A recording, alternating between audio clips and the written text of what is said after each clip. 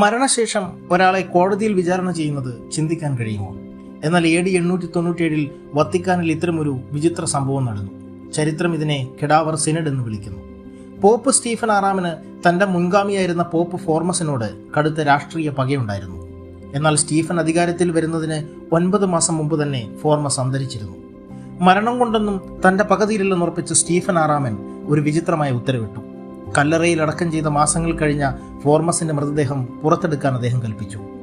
അഴുകി തുടങ്ങിയ മൃതദേഹത്തെ പോപ്പിന്റെ ഔദ്യോഗിക വസ്ത്രങ്ങൾ ധരിപ്പിച്ച് സിംഹാസനത്തിലിരുത്തി വിചാരണ ആരംഭിച്ചു. മൃതദേഹത്തിനു വേണ്ടി സംസാരിക്കാൻ ഒരു അഭിഭാഷകനെയും അദ്ദേഹം നിയോഗിച്ചു. സഭാ നിയമങ്ങൾ ലംഘിച്ചു എന്നതായിരുന്നു പ്രധാന കുറ്റം. വിചാരണയിലുടനീളം സ്റ്റീഫൻ ആറാമൻ ആ ശവത്തോട് ക്രോധത്തോടെ ആക്രോശിച്ചുകൊണ്ടേയിരുന്നു.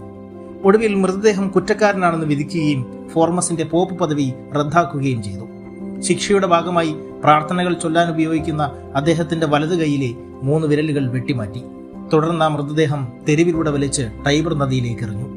ഈ ക്രൂരത കണ്ട പ്രകോപിതരായ ജനങ്ങൾ വൈകാതെ സ്റ്റീഫൻ ആറാമിനെ തടവിലാക്കുകയും വധിക്കുകയും ചെയ്തു. പിന്നീട് വന്ന പോപ്പുമാർ ഫോർമസിനെ കുറ്റവിമുക്തനാക്കി മാന്യമായി അടക്കം ചെയ്തു. അധികാരഭ്രാന്തം പകയും ഒരു മനുഷ്യനെ എത്രത്തോളം വിചിത്രമായ പ്രവൃത്തികളിലേക്ക് നയിക്കും എന്നതിന്റെ ഭീതികരമായ ഉദാഹരണമായി ഈ സംഭവം ചരിത്രത്തിൽ അവശേഷിക്കുന്നു.